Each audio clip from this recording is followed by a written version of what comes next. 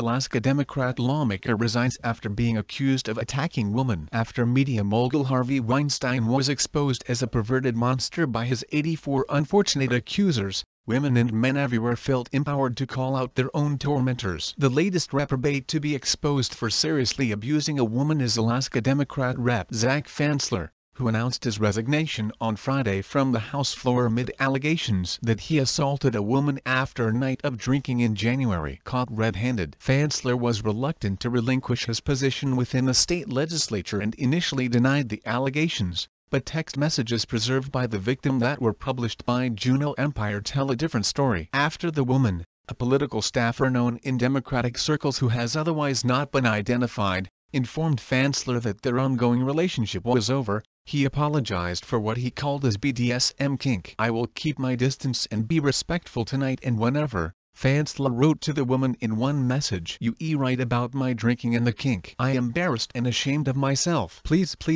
let me know if there is anything I can do. I sorry, but kink is an inappropriate word for the drunken rage Mr. Fansler directed at his anonymous victim." On the night of January 13th, the pair were drinking at a Juneau area bar when Fansler invited his date up to his room at the Alaskan hotel. The incident, according to the victim, uninebriated Fansler began kissing her and making sexual advances. "It was not pleasant or enjoyable, but it was not uncomfortable," she told the Empire in an interview. "I was like, okay, I will try to redirect his drunkenness," she said, although several attempts to get the lawmaker to go to sleep were unsuccessful. "That is when things got ugly," according to the woman. "Directing him to bed was not a tactic that was working, and he was pulling my hair and then hit me, slapped me twice, on each side of my face." Finally, she escaped from her abuser, and when it was clear that she was not recovering from the attack, the woman checked herself into Juneau urgent care. Medical records from her emergency care indicate that she suffered from ear trauma with possible tympanic membrane rupture. Non-apologies. Like many persistent sexual abusers,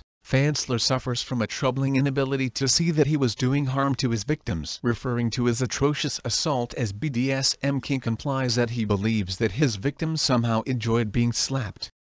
She asked for it, he presumed. Democratic degenerates like recently disgraced Sen. Al Franken D. Men express similar obliviousness during their own public apologies. "Some women have found my greetings or embraces for a hug or photo inappropriate," the former comedian said in a formal apology, "and I respect their feelings about that." Weinstein, a huge liberal donor and Hillary Clinton patron, was similarly tone-deaf in his apology. "I came of age in the zeros and zeros, when all the rules about behavior in workplaces were different. That was the culture then," he wrote. Progressive comedian Louis C.K. apology was as awkward as his on-screen performances. "At the time, I said to myself that what I did was okay because I never showed a woman my censored without asking first." No remorse. If Fansler is resentful, he certainly hasn't expressed any guilt. Alaska House Speaker Bryce Edgman had to speak with Fansler at least a couple of times last week to ensure the accused legislator that the Democratic caucus would not tolerate his continued representation. Fansler eventually relented,